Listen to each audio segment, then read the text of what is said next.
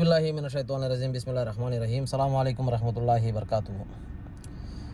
கண்ணியம் நிறைந்த ஏக இறைவனின் நல்லடியார்கள், அன்பு சகோதர சகோதரிகளை பாருங்கள், தன் குடும்பம் பிள்ளைகள் நல்லா இருக்குன்னு சொல்லிட்டு பெற்றோர்கள் தன்னுடைய ஆசாபாசம் சந்தோஷம் எல்லாத்தையும் விட்டுட்டு கடல் கடந்து வெளிநாடுகளிலே சென்று வேலை செய்கிறார்கள்.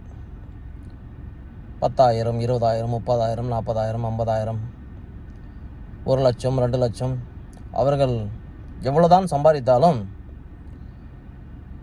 அவருக்கு தேவையானது செய்யாமல் பொருளாதாரம் சேர்த்து என் பிள்ளைகள் நல்லா இருக்கணும், படிக்கணும், அவனுக்கு எந்த ஒரு கஷ்டம் நஷ்டம் வரக்கூடாது, அவனுடைய வாழ்க்கை நல்லா இருக்கணும் அப்படின்னு சொல்லிட்டு பெற்றோர்கள் சம்பாதித்து ஊரில் பொருளாதாரம் சேர்த்து ஒரு பெரிய வீடு கட்டியிருந்தாலும் 10 வருஷமோ 20 வருஷமோ 30 வருஷமோ குருவி சேர்த்த மாதிரி சேமித்து ஒரு வீடு கட்டியிருப்பாங்க. அதில் 4 ரூம் இருக்கும், 3 ரூம் இருக்கும், பெரிய மாடி இருக்கும், எல்லா வசதி வாய்ப்பும் இருக்கும். அப்படி இருந்தும் ஆனால் இங்கே வந்துட்டு 6 பேர் 8 பேர் 10 பேர் பெட்டுக்கு மேலே பெட்டு போட்டு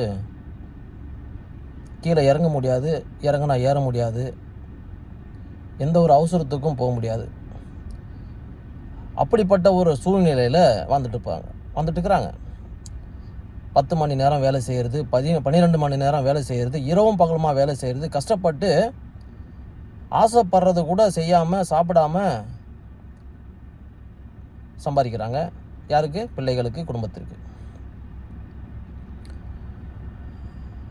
அப்படி கஷ்டப்பட்டு சம்பாதிச்சு கொடுக்குற பிள்ளைகள், அவருக்கு எந்த வலியும் கவலையும் இருக்கக்கூடாது நினைத்த பெற்றோர்கள், நாளைக்கு அந்த பிள்ளைகள்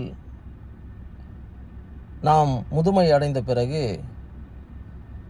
நம்ம நடக்க முடியாமல் இருக்கும்போது அந்த பிள்ளைகள் நமக்கு பார்க்கவில்லை என்று சொன்னால் நம்முடைய மனசு எப்படி இருக்கும் சிந்தித்து பாருங்கள். இப்போ எல்லா பெற்றோர்களும் தாம் பிள்ளைகளுக்காக சம்பாதிக்கிறார்கள்.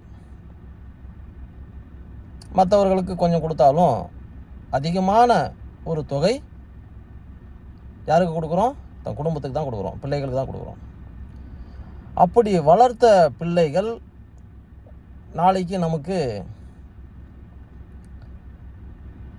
சரியாக பார்க்கலை, கவனிக்கலை, பேசலை. அப்படி இருக்கும்போது பெற்றோருடைய நம்முடைய மனசு எப்படி இயங்கும், எவ்வளோ தவிக்கும்? கொஞ்சம் சிந்தனை பண்ணி பாருங்கள். கொஞ்சம் அப்படியே நீங்களே கற்பனை பண்ணி பாருங்கள். நான் என் பிள்ளைக்காண்டி இப்படியெல்லாம் உழைக்கிறேனே, கஷ்டப்படுறேனே, என்னுடைய உழைப்பு, என்னுடைய ஆசாபாசம், என்னுடைய வாழ்க்கை எல்லாமே நினைத்தது சாப்பிட முடியலையே, தூங்க முடியலையே, இருக்க முடியலையே அப்படின்னு சொல்லிட்டு கஷ்டப்பட்டு நம்ம சம்பாதித்து நம்ம பிள்ளைகளுக்கு கொடுக்க வேண்டியது தான் கட்டாய கடமை, இல்லைன்னு சொல்லலை. ஆனால் அந்த பிள்ளைகள் நமக்கு கவனிக்கவில்லை என்றால், பேசவில்லை என்று சொன்னால், பராமரிக்கவில்லை என்று சொன்னால் நம்முடைய மனசு எப்படி இருக்கும்? எப்படி இருக்குங்க? ரொம்ப கஷ்டமாக இருக்கும்ல. அப்படியே கொஞ்சம் திருப்பி போடுங்க.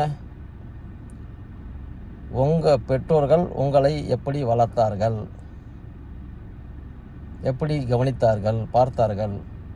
அந்த பெற்றோருக்கு நீங்கள் என்ன செய்து கொண்டு இருக்கிறீர்கள்? சிந்தித்து பாருங்கள்.